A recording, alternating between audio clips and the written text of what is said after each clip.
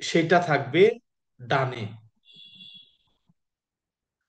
অর্থাৎ আমার টেস্ট স্ট্যাটিস্টিকের যে ক্যালকুলেটেড ভ্যালু, সেই ভ্যালুটা যদি এই রিজিয়নে পড়ে, দেন আমরা বলছি যে আমরা নাল হাইপোথিসিসকে রিজেক্ট ফেল করতে টু পারবো না। Fail to reject null hypothesis. আর যদি এই রিজনে পড়ে, ওই রিজেক্ট নাল হাইপোথিসিস।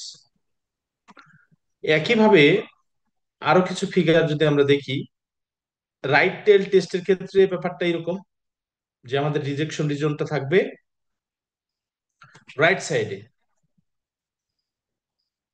যদি টু টেল টেস্ট হয়, আমাদের ফিগারটা দেখতে হবে এরকম।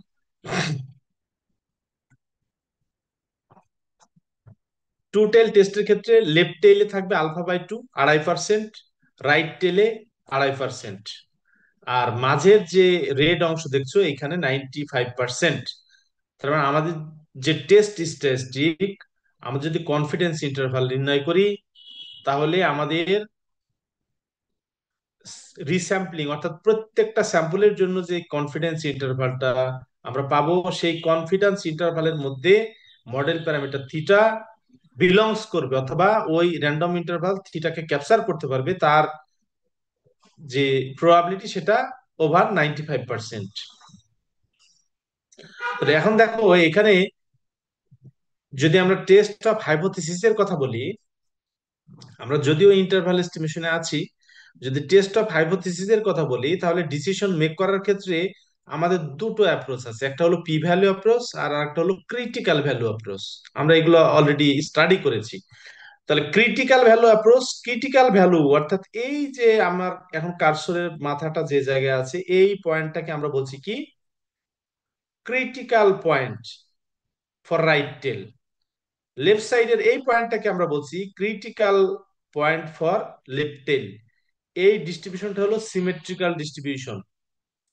সুতরাং আমরা যে 5% লেভেল অফ সিগনিফিকেন্স অর্থাৎ 5% রিজেকশন রিজিয়নের যে কথাটা বলছি, তার 2.5% হলো এখানে, আর 2.5% হলো এই সাইডে।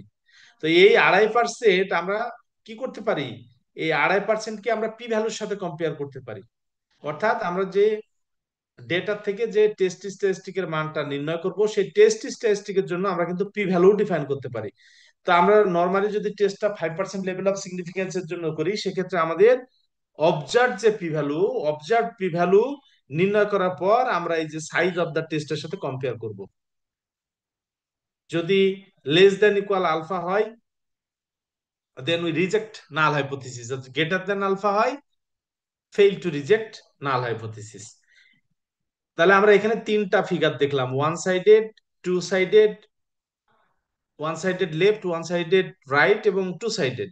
এবং তিনটা ক্ষেত্রেই দেখলাম যে আমাদের লেভেল অফ সিগনিফিকেন্স রিজেকশন রিজনটা কিভাবে প্লেস করতে হয় এবং কনফিডেন্স কোফিসিয়েন্টটা কোনটা। এইবার আসো, আমি একটা যদি স্পেসিফিক এক্সাম্পলের কথা বলি, তাহলে 95% কনফিডেন্স ইন্টারভাল ফর মিন, এই ডিস্ট্রিবিউশনটা জেড ডিস্ট্রিবিউশন। জেড ডিস্ট্রিবিউশন যদি হয়, আমার এইখানে আছে কত, 2.5%। 2.5% মানে হলো 0.025, এটা হলো 2.5%। এখানেও আছে 2.5%। আমার যে critical value, tabulated value, tabulated ভ্যালুর এই পয়েন্ট হলো -1.96, আর এই পয়েন্ট হলো +1.96। তাহলে আমরা যদি এই ক্রিটিক্যাল ভ্যালুর সাথে কম্পেয়ার করতে চাই, আমাদের ডেটা থেকে টেস্ট স্ট্যাটিস্টিকের ক্যালকুলেটেড ভ্যালু নির্ণয় করে এই ভ্যালুর সাথে কম্পেয়ার করতে হবে। যদি আমাদের টেস্ট স্ট্যাটিস্টিকের ভ্যালুটা এই ভ্যালুর থেকে বড় হয়ে যায়, তাহলে এই এরিয়াতে পড়বে। আর যদি এর থেকে ছোট হয়ে যায়, তাহলে লেফট টেলের এই এরিয়াতে পড়বে, রিজেকশন রিজনে পড়বে। দেন আমরা আমাদের নাল হাইপোথিসিসকে রিজেক্ট করে দেবো। আর যদি এই কনফিডেন্স কোএফিসিয়েন্টের এই রিজনে পড়ে, আমরা নাল হাইপোথিসিসকে রিজেক্ট করতে পারবো না। Fail to reject null hypothesis. এই যে এই এরিয়ার যে প্রবাবিলিটি, এই প্রবাবিলিটিকে আমরা আরেকটা নামে বলি কি কাভারেজ প্রবাবিলিটি। Coverage probability. আরো এক দুইটা এক্সাম্পল আমি একটু দেখাবো, এইটা একটু খেয়াল করো। আমাকে শুনতে পাচ্ছ তো ঠিকঠাক মতো? জি স্যার, শোনা যাচ্ছে। আচ্ছা, ধরো আমরা একটা সিমেট্রিক্যাল ডিস্ট্রিবিউশনের কনফিডেন্স ইন্টারভাল সেট করতে যাচ্ছি, অথবা আমরা যদি স্যাম্পলিং ডিস্ট্রিবিউশন বলি, সেক্ষেত্রে প্রথম স্যাম্পলটা যখন নিলাম, প্রথম স্যাম্পলটা নেওয়ার পরে এই যে দেখো আমাদের কনফিডেন্স ইন্টারভালটা হচ্ছে এইটা।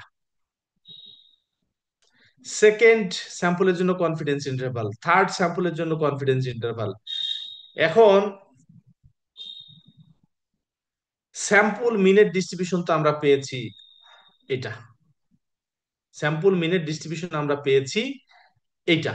তাহলে আমাদের কনফিডেন্স ইন্টারভাল, এই যে আমাদের যে প্যারামিটার, এই প্যারামিটারকে ক্যাপচার করবে, অর্থাৎ দেখো এর মধ্যে চারটা নিয়েছি, চারটার মধ্যে একটা কাভার করেনি, বাদ বাকি তিনটাই কিন্তু কাভার করেছে, বাদ বাকি তিনটা কাভার করেছে। আমাদের জাস্টিফিকেশন হলো, আমাদের এই স্যাম্পলটা যদি আমরা 100 টাইমস নেই, 100 টাইমস যদি স্যাম্পল নেই, তাহলে 100 টাইমস আমরা এরকম আমাদের কনফিডেন্স ইন্টারভালটা নির্ণয় করতে পারবো। এবং আমরা এনশিওর করছি যে 100 বার যদি র্যান্ডম স্যাম্পল নেই, তাহলে কমপক্ষে 95 বার র্যান্ডম স্যাম্পল থেকে যে কনফিডেন্স ইন্টারভাল আমরা নির্ণয় করব, কমপক্ষে 95 বার আমাদের এই যে মডেল প্যারামিটার মিউ আছে, সেই মিউটাকে এই ইন্টারভালের মধ্যে অ্যাকোমোডেট করতে পারবে। অনলি লেস দ্যান 5 টাইমস আমার যে ইন্টারভাল, সেই ইন্টারভালটা এই মিউকে ক্যাপচার করতে পারবে না। এই গ্যারান্টি আমরা গতদিনও দেখেছি, যে যখন আমরা পয়েন্ট এস্টিমেশন থেকে ইন্টারভাল এস্টিমেশনে গেলাম, তখন আমরা দেখলাম যে সামথিং গেইন, সে গেইন ইনফরমেশনটা কি ছিল, যে আমরা পয়েন্ট এস্টিমেশনের ক্ষেত্রে আমরা যদি পপুলেশন থেকে স্যাম্পল ড্র করি, এই স্যাম্পল এস্টিমেটটা পপুলেশন প্যারামিটারের সমান হবে এর কোনো গ্যারান্টি নাই। প্রবাবিলিটি যে দুটোর দুটো ইকুয়াল হবে তার প্রবাবিলিটি জিরো, কোনো গ্যারান্টি নাই যে দুটো ইকুয়াল হবে। বাট আমরা যখন ইন্টারভাল এস্টিমেশন নির্ণয় করলাম, তখন আমরা একটা গ্যারান্টি দিতে পারছি যে আমরা যখন র্যান্ডম স্যাম্পল নিতে থাকবো এবং স্যাম্পল থেকে যখন কনফিডেন্স ইন্টারভালটা আমরা সেট করব, সেই কনফিডেন্স ইন্টারভালটা মডেল প্যারামিটার থিটাকে ওই ইন্টারভালের মধ্যে অ্যাকোমোডেট করতে পারবে, ক্যাপচার করতে পারবে। এর গ্যারান্টি আমরা বললাম কি, মোর দেন 95%। এবং এম্পিরিক্যাল রুল, যেটা তোমরা অলরেডি স্টাডি করেছো, এই এই জিনিসটা তোমরা জানো। দেখো তো, এই যে 68, 95, 99.7, এই রুলটা তোমাদের জানা আছে, যে +- 1 সিগমা, অর্থাৎ সেন্টার ভ্যালু থেকে +- 1 সিগমাতে অলমোস্ট 68% অবজারভেশনস বিলংস করে, +- 2 স্ট্যান্ডার্ড ডিভিশনে 95%, আর +- 3 স্ট্যান্ডার্ড ডিভিশনে 99.7% observation within this support, within this interval belongs করে। এটা কিন্তু আমরা জানি। এটা কখন সত্য? এটা স্ট্যান্ডার্ড নরমালের জন্য সত্য। যদি কোন ডিস্ট্রিবিউশন স্ট্যান্ডার্ড নরমাল হয়, দেন স্ট্যান্ডার্ড নরমালের জন্য এই রুলটা আমরা অলরেডি স্টাডি করেছি, এবং এই রুলটার নাম আমরা স্টাডি করেছি এম্পিরিক্যাল রুল হিসাবে। এম্পিরিক্যাল রুল হিসাবে আমরা স্টাডি করেছি অলরেডি। দেখ, আমি আশা করছি ইন্টারভালের যে গ্রাফ ওয়াইজ জাস্টিফিকেশন সেটা পরিষ্কার হয়েছে। এখন আসো, আজকে আমরা একটু টু দা পয়েন্টে যাই। পয়েন্ট এস্টিমেশন অলরেডি আমরা কমপ্লিট করেছি, নতুন করে আর এক্সপ্লেন করার প্রয়োজন হচ্ছে না। ইন্টারভাল এস্টিমেশনও আমরা অলরেডি কমপ্লিট করেছি। এখানে দেখো, তিন ধরনের ইন্টারভালের কথা বলা আছে। আমরা মোটামুটি দুই ধরনের ইনফারেন্স সম্বন্ধে জানি। একটা হলো ক্লাসিক্যাল ইনফারেন্স, অন্যটি বেইজিয়ান ইনফারেন্স। আরো একটা ইনফারেন্সের ধারা আছে, যেটাকে আমরা বলি ফিডুসিয়াল ইনফারেন্স।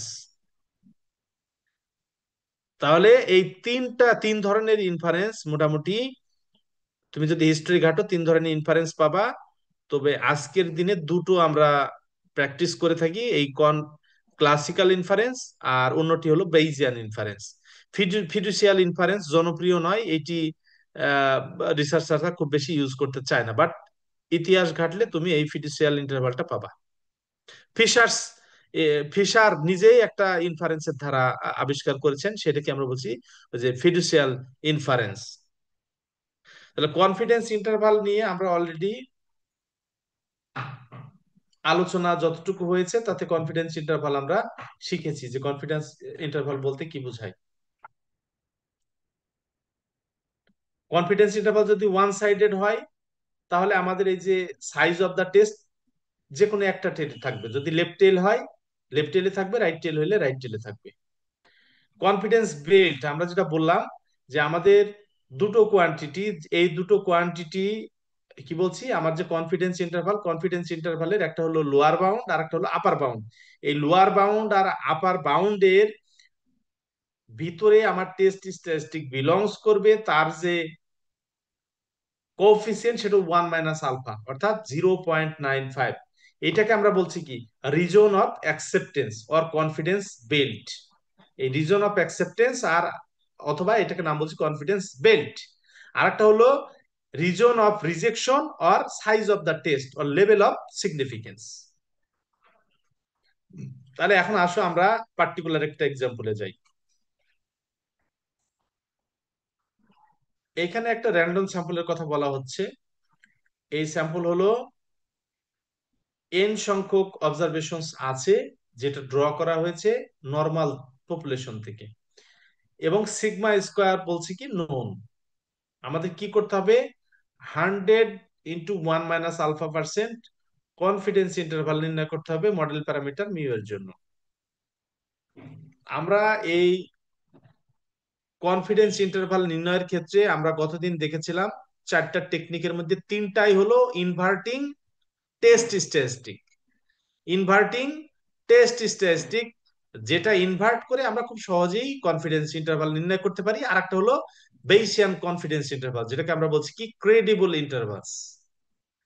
তাহলে সবগুলো ইন্টারভালই মোটামুটি টেস্ট স্ট্যাটিস্টিক ইনভার্ট করে নির্ণয় করা যায়। তা আসো কিভাবে আমরা কনফিডেন্স ইন্টারভাল নির্ণয় করতে পারি সেটা একটু দেখি।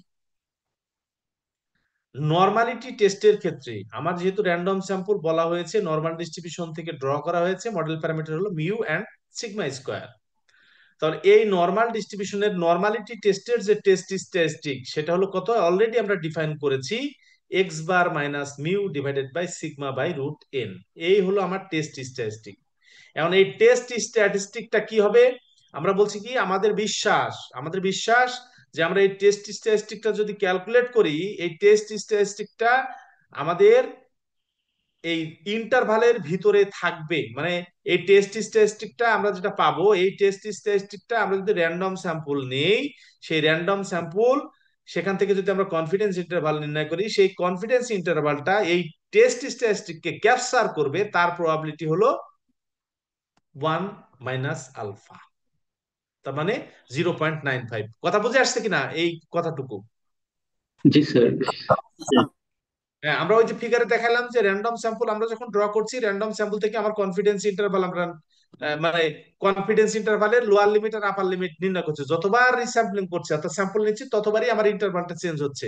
বাট আমাদের টার্গেটটা কি, টার্গেট হলো যে ওই ইন্টারভাল আমার যে মডেল প্যারামিটার সেটা ক্যাপচার করতে পারছে কিনা, এই হলো আমার টার্গেট। আমরা বলছি কি যে আমরা যদি 100 বার স্যাম্পল নেই তাহলে আমাদের স্যাম্পল থেকে যে ইন্টারভালটা আমরা নির্ণয় করব স্যাম্পল ইন্টারভাল, সেই স্যাম্পল ইন্টারভালটা আমাদের মডেল প্যারামিটার থিটাকে ক্যাপচার করবে, তার প্রবাবিলিটি ওভার 95%। সেই হিসাবে আমাদের এখানে দেখলাম টেস্ট স্ট্যাটিস্টিক, এই টেস্ট স্ট্যাটিস্টিকটা আমরা যদি র্যান্ডম স্যাম্পল নেই, সেই র্যান্ডম স্যাম্পল থেকে আমাদের যদি দুটো কোয়ান্টিটি K1 আর K2 আমরা ডিফাইন করি, সেই K1 আর K2, এই K1 আর K2 এর মধ্যে টেস্ট স্ট্যাটিস্টিক বিলংস করবে অথবা ক্যাপচার করতে পারবে, তার প্রবাবিলিটি আমরা 95%, 1 - আলফা বলছি। আলফা যদি 0.05 হয় তাহলে জেড এর ক্ষেত্রে এই যে কে ওয়ান এর মানটা কত হবে, আমরা জানি নর্মাল ডিস্ট্রিবিউশনের 5% লেভেল অফ সিগনিফিকেন্স এর ক্ষেত্রে যদি টু টেল টেস্ট হয়, লেফট টেলের ক্রিটিক্যাল ভ্যালু হলো -1.96 আর রাইট টেলের হলো +1.96। তাহলে এই -1.96 থেকে +1.96 এই যে ইন্টারভাল, এই ইন্টারভালটা আমাদের টেস্টকে ক্যাপচার করতে পারবে, তার প্রবাবিলিটি 0.95। তাহলে এখন আমরা ফার্দার এটাকে টেস্ট স্ট্যাটিস্টিককে ইনভার্ট করব, ইনভার্ট করে এটা সলভ করব কার জন্য, সলভ করব মিউ এর জন্য, যেহেতু আমার কনফিডেন্স ইন্টারভালটা কার জন্য নির্ণয় করতে বলছে, মিউ এর জন্য। তাহলে আমি যে টেস্ট স্ট্যাটিস্টিকের মানটা পেয়েছিলাম সেই টেস্ট স্ট্যাটিস্টিকের মানটা এখানে সেট করে দিলাম। সেট করে এই ইকুয়েশনটা এখন আমরা সলভ করব মিউ এর জন্য। তো মিউ এর জন্য যদি সলভ করি, এক্স বার মাইনাস মিউ এটাকে রাখো, এই টার্মটা বোথ সাইডে গুণ হয়ে যায়। এই যে স্ট্যান্ডার্ড ডেভিয়েশন, এই স্ট্যান্ডার্ড ডেভিয়েশন কার, মিনের, এই স্ট্যান্ডার্ড ডেভিয়েশন কি আমরা বলছি মার্জিন অফ এরর। এটার নাম হচ্ছে মার্জিন অফ এরর।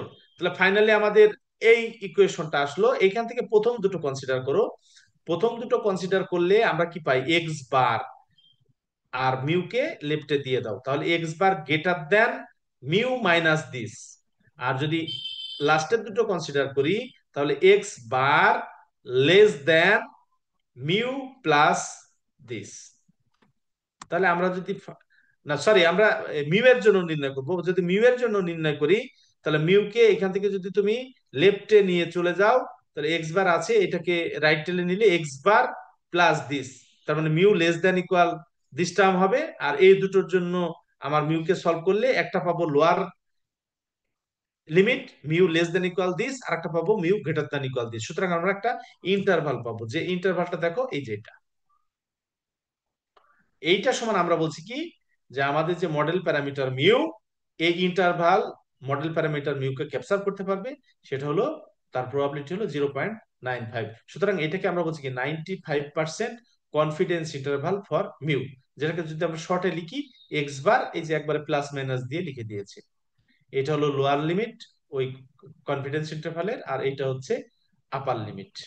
হ্যাঁ, আর এই যে জেড আলফা বাই টু, এই জেড আলফা বাই টু হলো 100 × α/2 probability point of a standard normal distribution. তার মানে এই পয়েন্টটা আমরা কোথা থেকে পাবো, এইটা আমরা টেবিল থেকে পাবো, অথবা আমাদের এক্সেলে আমরা যদি আলফার মান জানা থাকে, এটা আমরা এক্সেল দিয়ে নির্ণয় করতে পারি, আবার টেবিল ইউজ করে টেবিল থেকেও ভ্যালুটা লিখতে পারি। তো এই হলো আমাদের নর্মাল পপুলেশন যদি মডেল প্যারামিটার মিউ এবং সিগমা স্কয়ার হয়, যেখানে সিগমা স্কয়ারের মানটা জানা, তখন মিউ এর জন্য যদি আমরা কনফিডেন্স ইন্টারভাল নির্ণয় করি, তাহলে কনফিডেন্স ইন্টারভাল হবে এইরকম। এখন এই প্রবলেমটা তোমরা বুঝেছো কিনা, যদি বুঝো তাহলে সেকেন্ড প্রবলেমে যাব, আদারওয়াইজ এইটা আমাদের ক্লিয়ার হইতে হবে।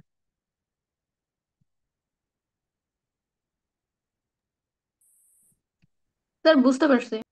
Very good. সেকেন্ড প্রবলেমে আসো। এখানেও র্যান্ডম স্যাম্পলটা একই পপুলেশন থেকে ড্র করা হয়েছে এবং বলা হয়েছে মিউ নোন। মিউটাকে বলা হয়েছে নোন। আমাদের 100 × 1 - কনফিডেন্স ইন্টারভাল নির্ণয় করতে হবে সিগমা স্কোয়ারের জন্য।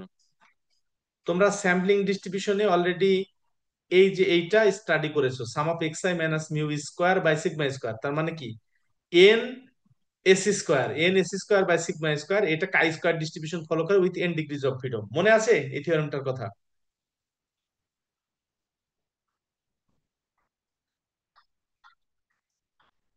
মনে আছে কি? जी सर। হ্যাঁ। তাহলে আমাদের যেহেতু এইটা আমরা জানি, এবং আমরা জানি যে এই টার্মটা যদি কাই স্কোয়ার ডিস্ট্রিবিউশন ফলো করে, তাহলে কাই স্কোয়ার ডিস্ট্রিবিউশন ফলো করলে এটা আমরা টেস্ট স্ট্যাটিস্টিক বলতে পারি। এই টেস্ট স্ট্যাটিস্টিকটা কার test statistic? Sigma square is equal to specific value সমান কিনা সেই টেস্ট কিন্তু আমরা করতে পারি। যাই হোক, এইটা যেহেতু কাই স্কোয়ার ডিস্ট্রিবিউশন ফলো করে, দেন আমরা একইভাবে কি করতে পারি, যে দুটো কোয়ান্টিটি আমরা কনসিডার করতে পারি, একটা লেফটে আর একটা হলো রাইটে।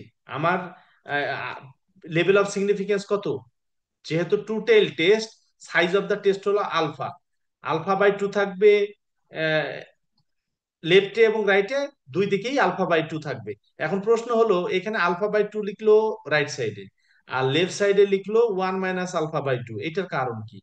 কারণ হলো আমাদের যে কাই স্কোয়ার টেবিল, কাই স্কোয়ার টেবিলের যে প্রবাবিলিটির ভ্যালুগুলো যেখানে দেওয়া আছে, আমরা নর্মালের ক্ষেত্রে দেখেছিলাম লেফট থেকে রাইটে ভ্যালুগুলো প্রেজেন্ট করা আছে, লেফট থেকে রাইটে।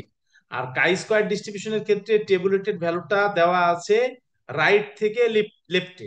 তো রাইট থেকে যখন শুরু হয়েছে, রাইটে আলফা বাই টু, তার মানে 2.5% আমরা খুব সহজেই রাইট থেকে এই পয়েন্টটা নির্ণয় করতে পারি, যেহেতু রাইট থেকে এসছে, লেফটের 2.5% যদি আমাদের নির্ণয় করতে হয়, তাহলে লেফটের 2.5% মানে কি, রাইট থেকে শুরু হয়ে লেফটের 2.5%-এর ওইখানে যে ক্রিটিক্যাল পয়েন্ট, সেই পয়েন্ট পর্যন্ত অলরেডি কত, 95% কাভার করে। এই জন্য আমরা কি করছি, লেফটের 97.5% কাভার করে। আর লেফটের যে 2.5%, সেই লেফটের 2.5% ভ্যালুটা নির্ণয় করার জন্য এখানে আমরা নির্ণয় করছি 1 - আলফা/2। দেখি আমি কার স্কয়ারের ভ্যালু টেবিলটা এখানে আছে কিনা।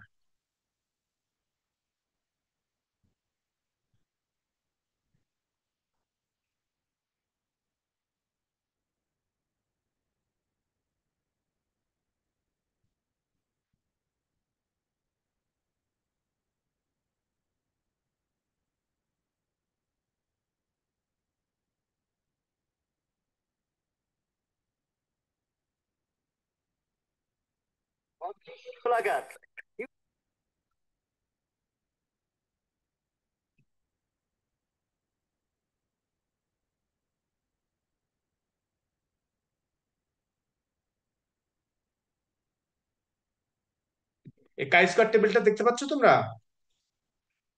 জি স্যার, দেখতে পাচ্ছি। দেখো, এই কাই স্কয়ার টেবিলটা রাইট থেকে শুরু হয়েছে। রাইট থেকে যখন শুরু হয়েছে, আমরা যদি 5%, এখানে 5% বলছে, তাহলে এই যে রাইট থেকে শুরু হলে 5% কিন্তু এই পর্যন্ত। আর এই যদি টু টেল হইতো, টু টেল,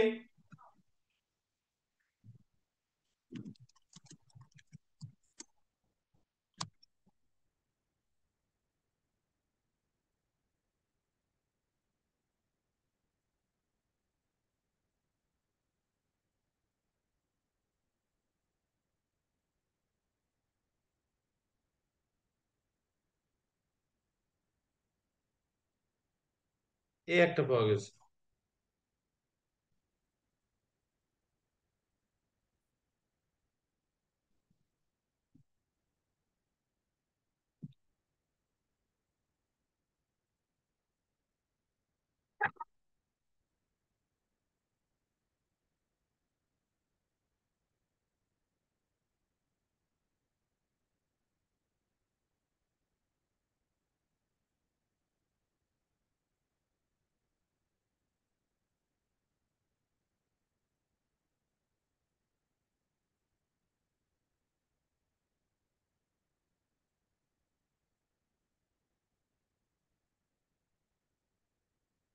এই যে টু টেইলের ক্ষেত্রে দেখো, আমাদের টেইলটা শুরু হয়েছে রাইট সাইড থেকে।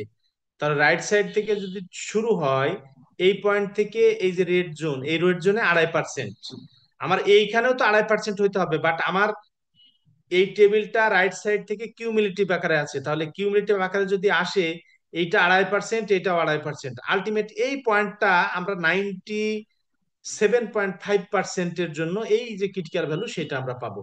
তার মানে এই পয়েন্ট পর্যন্ত, যদি রাইট সাইড থেকে এই পয়েন্ট পর্যন্ত আমরা এই এরিয়াটা ক্যালকুলেশন করি, তাহলে এইটার প্রবাবিলিটি হবে 0.975। যার কারণে কি করা হয়েছে, এই যে আমাদের এই প্রবলেমে এই ভ্যালুটা যখন লিখেছে, তখন রাইট সাইড থেকে আলফা/2, আর লেফটে এখানে পয়েন্ট বলেছে কি 1 - আলফা/2। তার মানে এই যে ইন্টারভাল, এই ইন্টারভাল কোথা থেকে হলো, আমার যে রাইট সাইডের 2.5%, জন্য যে ক্রিটিক্যাল ভ্যালু, আর লেফটের যে 2.5% লেফটে থাকলো তার যে ক্রিটিক্যাল ভ্যালু, অর্থাৎ সহজ কথায় যদি বলি, এই এই যে আমার এখন কার্সারের মাথা যে পয়েন্ট আছে, এই পয়েন্ট থেকে এই যে এই পয়েন্ট সাদা অংশটা, এই সাদা অংশটাই হলো আমার কনফিডেন্স কোফিসিয়েন্ট 1 - আলফা। আর 1 - আলফা, এই পয়েন্টটা আমি নির্ণয় করছি আলফা/2 এর জন্য, আর এই পয়েন্টটা আমি নির্ণয় করছি 1 - আলফা/2 এর জন্য, যেহেতু কাই স্কয়ার টেবিল রাইট সাইড থেকে শুরু হয়েছে। তাহলে আমার টেস্ট স্ট্যাটিস্টিকটা এই র্যান্ডম ইন্টারভাল ক্যাপচার করতে পারবে, তার যে প্রবাবিলিটি সেটা হল 1 - আলফা। তাহলে এখন আমার কাজটা কি, আমার এই টেস্ট স্ট্যাটিস্টিক থেকে কার জন্য কনফিডেন্স ইন্টারভাল আমরা নির্ণয় করতে চাই, সিগমা স্কোয়ারের। তাহলে এটা আমরা এখন সিগমা স্কোয়ারের জন্য সলভ করব। সিগমা স্কোয়ারের জন্য সলভ করতে গিয়ে যে ধরনের রিঅ্যারেঞ্জমেন্ট লাগে, আমরা জাস্ট রিঅ্যারেঞ্জমেন্টটা করে দেবো। রিঅ্যারেঞ্জমেন্ট করে ফাইনালি সিগমা স্কোয়ারের জন্য যে দুটো লিমিট আমরা পাইলাম, সেটাই আমরা বলছি কি 100 × 1 - alpha% confidence interval for sigma square. একই টেকনিক কিন্তু আমরা যে টেস্ট স্ট্যাটিস্টিক মানে যে প্যারামিটার, মডেল প্যারামিটার যেটার জন্য কনফিডেন্স ইন্টারভাল নির্ণয় করতে চাই, জাস্ট ওইটা টেস্ট করার জন্য কি টেস্ট স্ট্যাটিস্টিক আমাদের জানা আছে সেটা আমরা লিখব। টেস্ট স্ট্যাটিস্টিক লেখার পরে আমরা দুটো লিমিট, দুটো ইন্টারভালের, একটা হলো লোয়ার লিমিট, একটা আপার লিমিট, এই দুটো লিমিট আমরা সেট করব টেবুলেটেড ভ্যালুর জন্য মার্জিন অফ ইরর দিয়ে। তাহলে আমাদের কি পেয়ে যাব? আমরা যেটা পেয়ে যাব, বাদ বাকি মাঝের যে অংশটা, সেই অংশটা ইন্টারভালটা ওই মডেল প্যারামিটারকে ক্যাপচার করতে পারবে, তার প্রবাবিলিটি হচ্ছে 1 - আলফা। দেন যে মডেল প্যারামিটারের জন্য আমরা কনফিডেন্স ইন্টারভালটা নির্ণয় করতে চাচ্ছি, সেইটার জন্য আমরা সলভ করব। সেটার জন্য সলভ করলে দুটো ইকুয়েশন পাবো। ওই মডেল প্যারামিটারটা লেস দ্যান ইকুয়াল একটা কোয়ান্টিটি হবে, আর গ্রেটার দ্যান ইকুয়াল অপর একটা কোয়ান্টিটি হবে। যে দুটো কোয়ান্টিটি সমান নয়, তাদের মধ্যে ইনইকুয়ালিটি রিলেশন থাকবে, এবং ওই দুটো কোয়ান্টিটিকেই আমরা বলছি কনফিডেন্স ইন্টারভালের lower limit and upper limit. তাহলে আমরা দুটো প্রবলেম দেখলাম অলরেডি।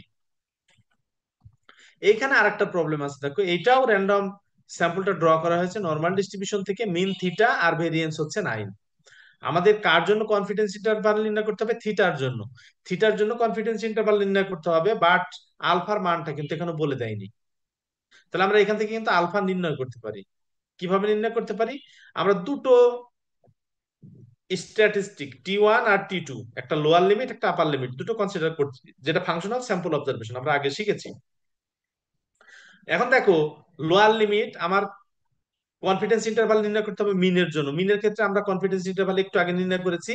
এই যে দেখো কি কি পাইলাম, এই যেটা X bar minus Z alpha by 2 into sigma by √10, এটা হলো লোয়ার লিমিট। আর আপার লিমিট খালি এটা প্লাস জেড আলফা বাই 2, আর এখানে হলো সিগমা বাই √10। তাহলে আমার এখানে যে প্রবলেমটা আছে, এখানে এন তো এন, আর সিগমা কত? সিগমা হলো 3। সিগমা হলো 3। তাহলে আমার এক্স বারের যে ভেরিয়েন্স দাঁড়াবে, মার্জিন অফ ইরর দাঁড়াবে, সেটা হলো সিগমা বাই √n। সিগমা তো 3, তাহলে পাবো আমরা 3/√n। তাহলে আমার এই সিগমা বাই √n, সিগমা বলতে 3 আর √n, 3/√n এটা পাবো। আর এই যে জেড আলফা বাই 2, আমার যে 100 into alpha by 2 percentile standard নর্মালের, এই ভ্যালুটা কত? এই ভ্যালুটা হলো, যদি আমরা 5% নেই তাহলে 1.96, বাট এখানে 2 নিয়েছে। এখানে কত হিসাব করেছে? 2। 2 হলে কিন্তু আমরা লেভেল অফ সিগনিফিকেন্স এক্স্যাক্টলি 5% পাবো না, 5%-এর থেকে কম হবে। তাহলে আমরা ধরে নেই, তাহলে এইটা যদি আমার দুটো কোয়ান্টিটি হয়, দেন টি1 টি2, এটা হলো আমাদের কনফিডেন্স ইন্টারভাল ফর থিটা। আমরা এখন এই স্ট্যান্ডার্ডে কি করব? এই স্ট্যান্ডার্ডে আমরা আলফার মানটা নির্ণয় করব। তাহলে আমরা জানি থিটা এই ইন্টারভালের মধ্যে বিলংস করবে, তার প্রবাবিলিটি 1 - আলফা। তো থিটার এখানে কি টি1 আর টি2, যেটা আমরা পেয়েছি টি1 আর টি2টা আমরা এখানে সেট করে দিলাম। তাহলে এইটা সমান হলো 1 - আলফা। এখন এইটাকে আগে কি করছিলাম, টেস্ট স্ট্যাটিস্টিক লিখে আমরা ইনভার্ট করে পার্টিকুলার মডেল প্যারামিটারের জন্য ইন্টারভাল নির্ণয় করছিলাম। এখন আমরা উল্টা কাজ করব। তাহলে এইখানে দেখো, এই কোয়ান্টিটিটা প্লাস মাইনাস হয়ে আছে। তাহলে আমরা কি করব? X bar minus theta by 3/√n, এই যে টেস্ট স্ট্যাটিস্টিক, এই টেস্ট স্ট্যাটিস্টিকটা যদি আমরা রাখি, সেক্ষেত্রে দেখো এখানে আমাদের আছে হচ্ছে 6। 6 মানে কত? আমরা বলছি কি এখানে হলো স্ট্যান্ডার্ড ডেভিয়েশন 3, তাহলে 3 তার সাথে 2 গুণ অবস্থা আছে, 2 × 3, তার মানে জেড আলফা বাই 2 এর মান হচ্ছে 2 ধরেছে এখানে, আর সিগমা হচ্ছে 3। তাহলে আমার এই যে টেস্ট স্ট্যাটিস্টিক আমরা যেটা জানি, সেই টেস্ট স্ট্যাটিস্টিক কি X bar minus mu, mu বলতে থিটা, আর স্ট্যান্ডার্ড ডেভিয়েশন দিয়ে ভাগ, 3/√n। তাহলে আমার লেফট সাইডে কত থাকলো? -2, আর রাইট সাইডে থাকলো 2। এখান থেকে আমরা কি করেছি? এখান থেকে জাস্ট প্রথম দুটো নাও, প্রথম দুটো নিলে X bar minus theta less than equal this, আর এখানে X bar minus theta greater than equal minus this. তার মানে এইভাবে আমরা এক্স বার মাইনাস থিটার জন্য ইন্টারভালটা সেট করে নিয়েছি। সেটা কত পাইলাম? এক্স বার মাইনাস থিটার জন্য একটা লেস দ্যান ইকুয়াল এটা, আর greater than equal right side থেকে দিয়ে পাওয়ার পর, এখন আমরা কি করেছি? 3/√n এই যে এইখান থেকে 3/√n, এই 3/√n কে নিচে নিয়ে চলে গেছে, তার মানে আলটিমেট আমাদের থাকলো 2, একটা থাকলো -2 আর রাইট সাইডে থাকলো 2। তাহলে আমরা এই যে মাঝের যে টার্মটা রিঅ্যারেঞ্জ করে নিয়ে আসলাম, এটাই হলো আমাদের জেড স্ট্যাটিস্টিক। জেড স্ট্যাটিস্টিক এখন দেখো প্রবাবিলিটি অফ -2 থেকে 2 এই সাপোর্টের মধ্যে বিলংস করবে।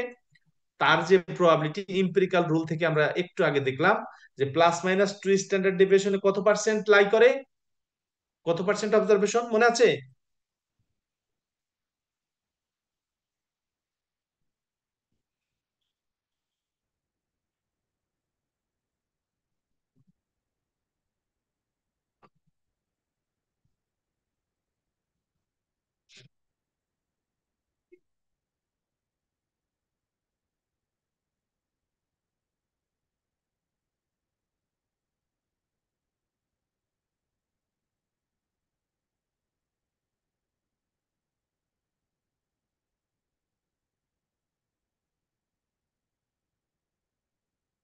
এই যে মিউ -2 সিগমা আর মিউ+2 সিগমা, তো +-2 সিগমা সেন্টার ভ্যালু থেকে +-2 সিগমা এই সাপোর্টে 95.45% অবজারভেশন বিলংস করে।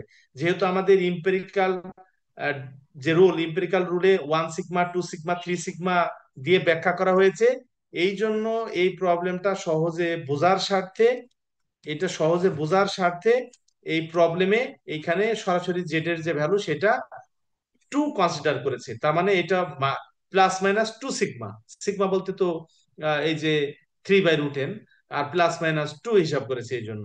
তাহলে আমার ফাইনালি এই যে এটা পাইলাম। এখন আমাদের কি করতে হবে, নর্মাল যে টেবিল আছে সেই টেবিল থেকে আপ টু 2 পর্যন্ত সিডিএফ এর ভ্যালু সেখান থেকে মাইনাস করতে হবে আপ টু -2 পর্যন্ত, দিলে আমরা এটা পাই কত, 1 - আলফা।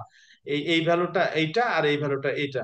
এখন এখান থেকে আলফা রিঅ্যারেঞ্জ করে আমরা পাই 0.045। তার মানে এখন একটা জিনিস খেয়াল করো, এই আলফাটা হলো 5%-এর কম। তার মানে আমাদের যে কনফিডেন্স ইন্টারভ্যালটা পাইলাম সেটা কত, ওভার 95%। আমরা ওভার 95% শিওর যে আমাদের এই যে এখন যে ইন্টারভালটা আমরা এস্টিমেট করলাম সেই ইন্টারভাল মডেল প্যারামিটার থিটাকে ক্যাপচার করবে, তার প্রবাবিলিটি আমরা মোর দ্যান 95% বলতে পারি। অথবা আমরা মোর দ্যান 95% শিওর যে এই ইন্টারভালটা মডেল প্যারামিটার থিটাকে ক্যাপচার করবে। তাহলে এখন কি বুঝেছো যে কোনো প্রবলেমে যদি লেভেল অফ সিগনিফিকেন্সটা বলা না থাকে, সাইজ অফ দ্য টেস্ট বলা না থাকে, কিভাবে নির্ণয় করা যায়?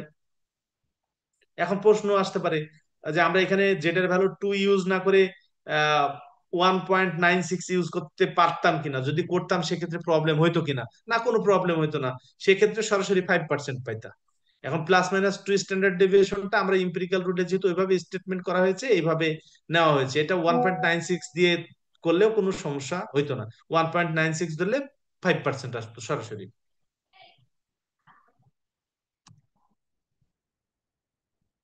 কনফিডেন্স ইন্টারভাল নির্ণয় করার জন্য অনেকগুলো টেকনিক আছে। পাইভোটাল কোয়ান্টিটি মেথড আছে, হ্যাঁ, large sample confidence, simultaneous statistical method, অনেকগুলো টেকনিক আছে। আমরা মোটামুটি পাইভোটাল কোয়ান্টিটি মেথডটা শিখবো। তাহলে পাইভোটাল কোয়ান্টিটি কাকে বলে? প্রথম প্রশ্ন হলো পাইভোটাল কোয়ান্টিটি কাকে বলে। পাইভোটাল কোয়ান্টিটি হলো এমন একটা কোয়ান্টিটি যে কোয়ান্টিটিটা র্যান্ডম স্যাম্পল এবং মডেল প্যারামিটার থিটা দিয়ে লেখা হবে, বাট ওই কোয়ান্টিটির ডিস্ট্রিবিউশন মডেল প্যারামিটারের উপর ডিপেন্ড করবে না। তাহলে এইরকম একটা কোয়ান্টিটিকে আমরা বলবো পাইভোটাল কোয়ান্টিটি। আমি একটা এক্সাম্পল দেই। এইটা একটা র্যান্ডম স্যাম্পল যেটা ড্র করা হয়েছে নর্মাল থিটা আর 9 এই ডিস্ট্রিবিউশন থেকে। দেখো এখানে মডেল প্যারামিটার আননোন বলতে শুধু থিটা। তাহলে আমার যদি এখন একটা কোয়ান্টিটি x² - থিটা, এই কোয়ান্টিটিটা আমরা কনসিডার করেছি যেটাকে আমরা বলছি কে। তাহলে এই কোয়ান্টিটি কার ফাংশন আছে, দেখো এক্স এর ফাংশন আছে x², আর মডেল প্যারামিটার থিটা, এই দুটোই কিন্তু আছে এই ফাংশনে। বাট x² - থিটার যদি আমরা ডিস্ট্রিবিউশনটা নির্ণয় করি, জ্যাকোবিয়ান ট্রান্সফরমেশন হোক, কনভলিউশন হোক, যে কোনো টেকনিক ইউজ করে, এক্স এর ডিস্ট্রিবিউশন দেওয়া আছে, এখন x²-থিটার ডিস্ট্রিবিউশন যদি আমরা নির্ণয় করি, সেটা আমরা পাবো কত, মিন হবে 0 আর ভেরিয়েন্স হবে σ² / n। হ্যাঁ, যেহেতু এক্স বার আছে, ভেরিয়েন্সটা হবে সিগমা স্কোয়ার বাই এন। তো সিগমা স্কোয়ার তো 9, আর নিচে আসবে এন। দেখো এখন যে ডিস্ট্রিবিউশনটা পেলাম, এই ডিস্ট্রিবিউশনের মধ্যে মডেল প্যারামিটার থিটা নাই। সুতরাং এই এক্স বার মাইনাস থিটা, এটাকে আমরা বলছি পাইভোটাল কোয়ান্টিটি। আর একটা এক্সাম্পল দেখো, এই যে জেড টেস্টের ক্ষেত্রে, নর্মালিটি টেস্টের ক্ষেত্রে আমরা যেটা পাই X bar minus mu divided by sigma by root N. তার মানে এইটাও স্ট্যান্ডার্ড নর্মাল ডিস্ট্রিবিউশন ফলো করে। যখন স্যাম্পলিং ডিস্ট্রিবিউশনটা আমরা করছি এক্স বারের জন্য, তো এটাও স্ট্যান্ডার্ড নর্মাল ডিস্ট্রিবিউশন ফলো করে। এই কোয়ান্টিটির মধ্যে মডেল প্যারামিটারও আছে, স্যাম্পল অবজারভেশনও আছে, বাট এই কোয়ান্টিটির যে ডিস্ট্রিবিউশন সেটা হলো স্ট্যান্ডার্ড নর্মাল। এখানে থিটাও নাই, আবার এক্স মডেল প্যারামিটার থিটা এখানে বিলংস করছে না। সুতরাং এই কোয়ান্টিটিকেও আমরা বলতে পারি পাইভোটাল কোয়ান্টিটি। একইভাবে এইখানে খেয়াল করো যে আমার যে প্রবলেম, এটা তো নর্মাল থিটা 9। তো 3 নম্বর যেটা বলছি কি X bar by theta, X bar by theta, এটা যদি ডিস্ট্রিবিউশন নির্ণয় করো, দেখো এখানে ভেরিয়েন্সে থিটা স্কোয়ার আছে। ভেরিয়েন্সটা কিভাবে পাচ্ছি? এটা ভেরিয়েন্স সরাসরি নির্ণয় করো। Variance of this, variance of this হলে কি হয়, থিটা যেহেতু কনস্ট্যান্ট, ভেরিয়েন্স ফাংশনের ভিতর থেকে বাইরে চলে গেলে থিটা স্কোয়ার হবে। আর ভেরিয়েন্স অফ এক্স বার হলো sigma square by n. Sigma square 9, sigma square by n হলো 9/n। আর নিচে এই যে থিটা, যেহেতু আমরা ভেরিয়েন্স নির্ণয় করেছি, এই থিটাটা থিটা স্কোয়ার আকার আছে। সুতরাং এই ভেরিয়েন্সে দেখো এই ডিস্ট্রিবিউশনে থিটা বিলংস করছে, সুতরাং এই কোয়ান্টিটিকে আমরা পাইভোটাল কোয়ান্টিটি বলতে পারছি না। তাহলে পাইভোটাল কোয়ান্টিটি ইউজ করে আমরা কিন্তু খুব সহজেই কনফিডেন্স ইন্টারভাল নির্ণয় করতে পারি। কিভাবে? একটু খেয়াল করো, এটা আমাদের র্যান্ডম স্যাম্পল, যেটা ডেনসিটি হচ্ছে এটা। তাহলে কে একটা কোয়ান্টিটি, যে কোয়ান্টিটিটা র্যান্ডম স্যাম্পল এবং মডেল প্যারামিটার থিটা দিয়ে আমরা লিখছি। এখন এই কে কে এর যদি ডিস্ট্রিবিউশন মডেল প্যারামিটার থিটার উপর ডিপেন্ড না করে, তাহলে কে কে আমরা বলছি পাইভোটাল কোয়ান্টিটি। আর এই পাইভোটাল কোয়ান্টিটি ইউজ করে আমরা খুব সহজেই কনফিডেন্স ইন্টারভাল নির্ণয় করতে পারি। কিভাবে নির্ণয় করতে পারি? এই কোয়ান্টিটি ইউজ করে আমাদের দুটো ভ্যালু সেট করতে হবে, একটা হলো T1 আর একটা T2। এই পাইভোটাল কোয়ান্টিটি কি হবে, আমার যে লোয়ার লিমিট সেটার থেকে বড় অথবা সমান হবে, আর আপার লিমিট থেকে ছোট অথবা সমান হবে। এটার থেকে সমান অথবা বড় হবে, এটা হলো আলফা 1, যেটাকে আমরা বলছি আলফা/2। এইটার থেকে বড়, এটা থেকে ছোট অথবা সমান হবে, এটা হলো আলফা 2, যেটাকে আমরা বলছি আলফা/2। তাহলে পাইভেটাল কোয়ান্টিটি, এই যে আমাদের যে ইন্টারভাল আমরা ফিট করলাম, দুটো লিমিট, লোয়ার লিমিট আর আপার লিমিট, এই আপার লিমিট আর লোয়ার লিমিট এর মধ্যে পাইভেটাল কোয়ান্টিটি বিলংস করবে, তার যে প্রবাবিলিটি সেটা হলো 1 - আলফা। আলফা সমান হচ্ছে alpha 1 plus alpha 2। Alpha 1 left টেলে, আলফা 2 রাইট টেলে। তাহলে এখন আমাদের দেখো যে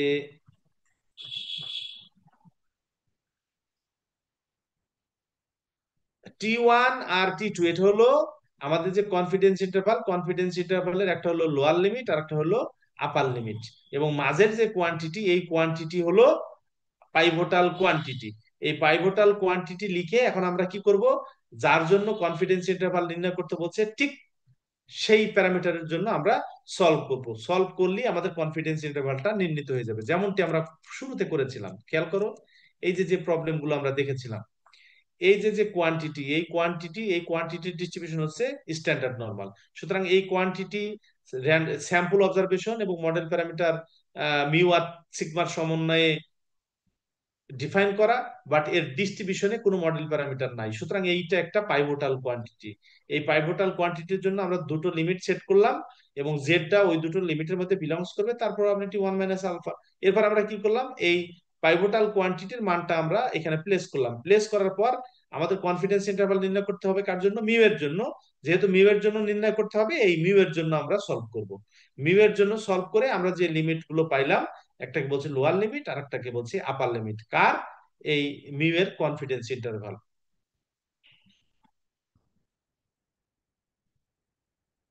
তাহলে পাইভোটাল কোয়ান্টিটি ইউজ করে কিভাবে কনফিডেন্স ইন্টারভাল নির্ণয় করতে হয় আশা করি শিখেছো। পাইভোটাল কোয়ান্টিটি মেথড কি বুঝতে পেরেছো? Clear cut?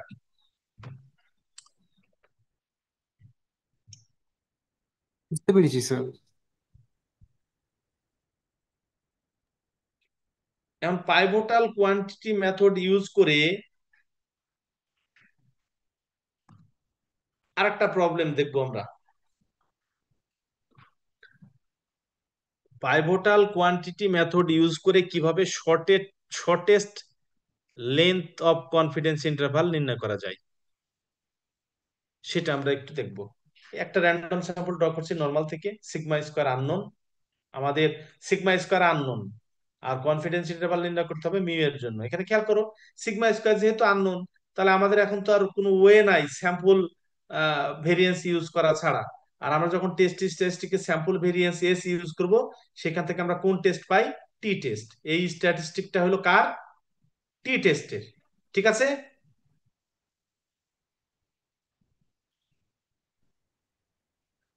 টি টি টেস্টের টেস্ট স্ট্যাটিস্টিকটা আমরা পাইলাম।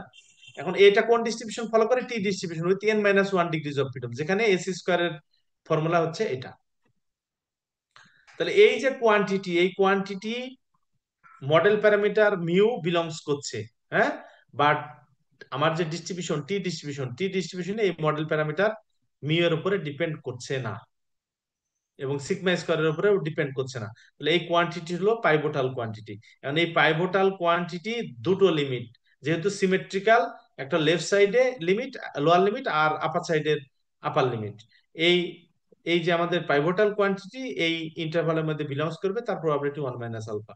এবার টি টেস্ট স্ট্যাটিস্টিক, যেটাকে আমরা পাইভোটাল কোয়ান্টিটি বলছি, সেইটার ভ্যালুটা আমরা এখানে সেট করলাম। সেট করার পর কনফিডেন্স ইন্টারভাল যেহেতু আমার মিউ এর জন্য নির্ণয় করতে হবে, আমি মিউ এর জন্য এখন সলভ করবো। মিউ এর জন্য সলভ করলে আমরা টি1 সমান পাই হচ্ছে, এই যে দেখো, টি2 আর টি1, অর্থাৎ এই টি2 যেটা, টি2 আমরা টি2 সমান কত পাচ্ছি? Tn-1 আলফা 1, আর টি2 আমরা পাচ্ছি Tn-1 1 - আলফা 1। এখন এই যে দুটো ভ্যালু আমরা পাইলাম, এইখান থেকে কিভাবে শর্টেস্ট লেন্থ কনফিডেন্স ইন্টারভাল আমরা নির্ণয় করতে পারি? তাহলে এটা একটা লোয়ার লিমিট, এটা আর আপার লিমিট এটা। তাহলে শর্টেস্ট লেন্থ যদি কনফিডেন্স ইন্টারভাল আমাদের নির্ণয় করতে হয়, তাহলে আমাদের প্রথমে লেন্থটা নির্ণয় করতে হবে। লেন্থ সমান কত? এই যে আপার লিমিট মাইনাস লোয়ার লিমিট, এখানেও এক্স বার আছে ক্যান্সেল আউট হয়ে যাবে। আপার লিমিট মাইনাস লোয়ার লিমিট করলে আমরা আলটিমেট, যেহেতু লেন্থের এখানে আমরা কি লেন্থ নেগেটিভ আমরা কনসিডার করব না, তাহলে টি2 - টি1 s/√n, এটা আমরা পাইলাম। যদি তুমি এখান থেকে এটা বাদ দাও, আসবে মূলত আহ কত?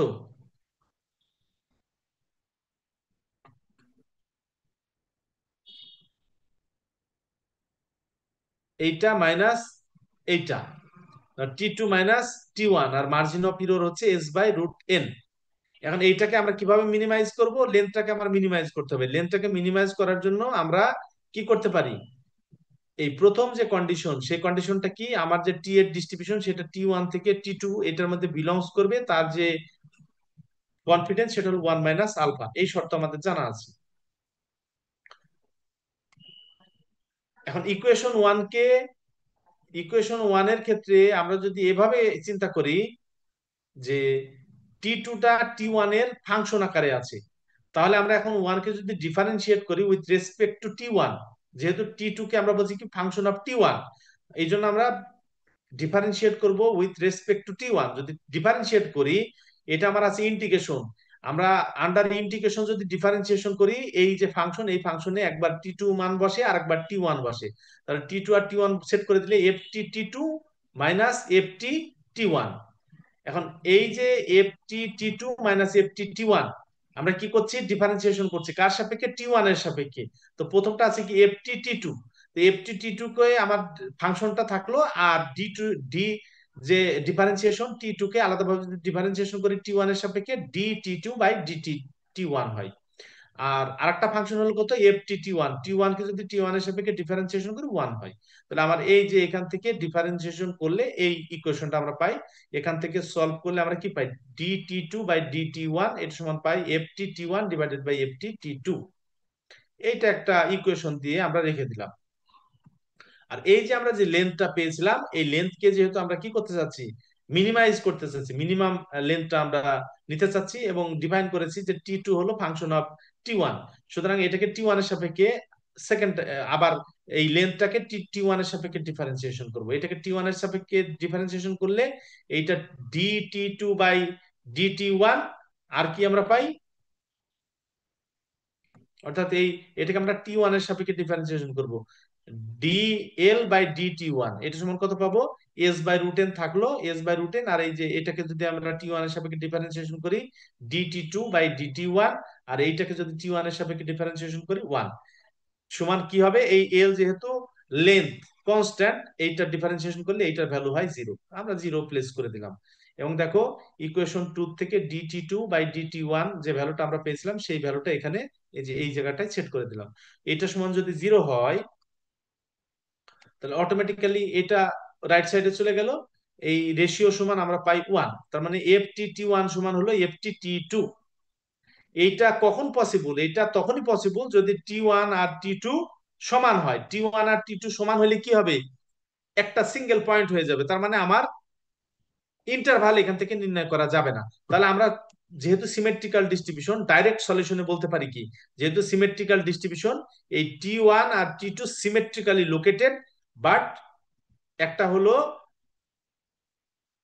মাইনাস, হ্যাঁ, টি ওয়ান হলো মাইনাস টি টু, আমার পজিটিভ দিকে যে ভ্যালুটা পাবো রাইট টেলে লেফট টেলে জাস্ট ওই ভ্যালুটাই পাবো, কিন্তু সেই ভ্যালুটা হবে নেগেটিভ। তার মানে টি ওয়ান হলো মাইনাস টি টু। এটা হলো আমার ডাইরেক্ট সলিউশন। কেন ডাইরেক্ট সলিউশন হলো, ডাইরেক্ট সলিউশন হওয়ার কারণ হলো যে আমার যেহেতু এই ডিস্ট্রিবিউশনটা হলো সিমেট্রিক্যাল ডিস্ট্রিবিউশন এবং টু টেল টেস্ট, সুতরাং এইটা কনফিডেন্স কোএফিসিয়েন্ট যদি 95% হয়, এই টি ওয়ান আর টি টু এই দুটো একই পয়েন্ট হওয়ার কোনো সুযোগ নাই, দুটো আলাদা আলাদা পয়েন্ট। তাহলে ডাইরেক্ট সলিউশন করলে যেহেতু সিমেট্রিক্যাল ডিস্ট্রিবিউশন, এই সলিউশনটা হলো টি ওয়ান সমান মাইনাস টি টু। তাহলে আলটিমেট আমার টি ওয়ান সমান আগে যেটা পেয়েছিলাম এই যে T N minus one by alpha by two, আর এখন টি টু সমান কি পাবো, minus T N minus one, এই যে one minus alpha by two. তাহলে আমার যে কনফিডেন্স ইন্টারভাল মিউ এর জন্য ফাইনালি সেটা হলো এটা। একইভাবে আমরা এই যে সিগমা স্কোয়ারের জন্য নির্ণয় করতে পারি, কনফিডেন্স ইন্টারভালটা নির্ণয় করে আমার যে লেন্থ পাবো, লেন্থকে মিনিমাইজ করা, লেন্থকে মিনিমাইজ করার জন্য দুটো ইকুয়েশন আমরা ইউজ করব, দুটো রেস্ট্রিকশন ইউজ করব। একটা হলো লেন্থের ইকুয়েশন, আর আরেকটা হলো কনফিডেন্স কোএফিসিয়েন্টের যে ইকুয়েশন। এবং এইখানে সেকেন্ড যে ইকুয়েশন, সেকেন্ড ইকুয়েশনে আমরা কি করব, যে আমার টি ওয়ানটা হলো ফাংশন অফ টি টু, এবং এইটাকে আমরা কি করব, ডিফারেন্সিয়েশন করব কার সাপেক্ষে, টি ওয়ান এর সাপেক্ষে। টি ওয়ান এর সাপেক্ষে ডিফারেন্সিয়েশন করলে একটা সলিউশন পাবো, এবং যে লেন্থ কনস্ট্যান্ট এটাকেও টি ওয়ান এর সাপেক্ষে ডিফারেন্সিয়েশন করবো। টি ওয়ান এর সাপেক্ষে ডিফারেন্সিয়েশন করে এই যে সেকেন্ড ইকুয়েশন থেকে যে ভ্যালুটা পাবো এখানে সেট করে দেবো, সেট করে দিলে আমরা মোটামুটি টি ওয়ান আর টি টুর যে ভ্যালু সেই দুটো ভ্যালু নির্ণয় করতে পারবো।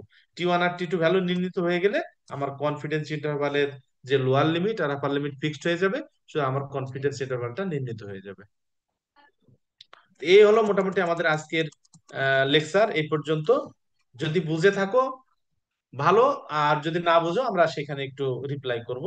আর আগামী ক্লাসে ইনশাল্লাহ যেটুকু পড়িয়েছি সবগুলো সমন্বয় করে ফাইনাল যে নোট তোমাদের এক্সামের জন্য কি হবে সেটা প্রিপেয়ার করে তোমাদেরকে সাবমিট করে দেবো। এটা কি বুঝে আসছে আজকে যে লেকচারটা আমরা থ্রো করেছি? জি স্যার, বুঝতে পারছি। একটু বাসায় স্যার প্র্যাকটিস করলে হয়তো আরো ভালো আরো ক্লিয়ার বুঝতে হবে। পারবো। জি এই স্যার। যে এই যে নোটটা আমি তোমাদেরকে দেখিয়েছি এখানে কিছু কারেকশন লাগবে। হ্যাঁ, এই কারেকশনটা করে আমি একবারে সেন্ড করব। তো এই সপ্তাহে আমার আবার একটা ফিল্ড ট্রিপ আছে ঢাকাতে, ফিল্ড ট্রিপের কারণে আমি হয়তো ঢাকা যাব কালকে। ঢাকা গেলে এই সপ্তাহটা ঢাকাতেই আমাদের ফিল্ড ট্রিপে থাকতে হবে। বৃহস্পতিবার রাত্রে অথবা শুক্রবার এই সময় ব্যাক করব। তাহলে তোমাদের পরবর্তী ক্লাসটা ইনশাল্লাহ আমি ঢাকা থেকে ফিরে শিডিউল দিয়ে নিয়ে নেব। আর আচ্ছা স্যার। তোমাদের আর খুব বেশি ক্লাস লাগবে না, খুব বেশি হলে হয়তো এক দুইটা ক্লাস লাগবে, এক দুইটা ক্লাসে আমি শেষ করে দেবো ইনশাল্লাহ। তখন তোমরা পরীক্ষার জন্য করতে পারবা। আশা করছি এই মাসের মধ্যে ইনশাল্লাহ শেষ করে দেবো। ইনশাল্লাহ স্যার। হ্যাঁ, যদি একটা ক্লাস কোনোভাবে বাদ থেকে যায় সেটা আহ, চেষ্টা করব শেষ করার। যদি না হয় সেক্ষেত্রে হয়তো আগামী মাসের 1-2 তারিখে একটা নিয়ে নেব। তবে আশা করছি এই মাসের মধ্যেই ক্লোজ হয়ে যাবে, সমস্যা হবে না। প্রয়োজনে আমরা পর পর 2 দিন লেকচার দিয়ে হলেও শেষ করে ফেলবো ইনশাল্লাহ। তাহলে সবাই ভালো থাকো। আর এই লেকচার নোটটা দিতে একটু সময় লাগবে, যেহেতু কারেকশন আছে, কারেকশন করে একবারে ফাইনাল কপি আমি তোমাদের দিয়ে দেবো। একটু বই থেকে পড়ো। আর আহ, সবাইকে শুভরাত্রি জানাচ্ছি। আগামী সপ্তাহে তোমাদের সাথে আবার কথা হবে, সে প্রত্যাশায় আজকের মতো বিদায় নিচ্ছি। ভালো থাকো সবাই। আসসালামু আলাইকুম। জি স্যার, ভালো থাকবেন স্যার। আসসালামু আলাইকুম।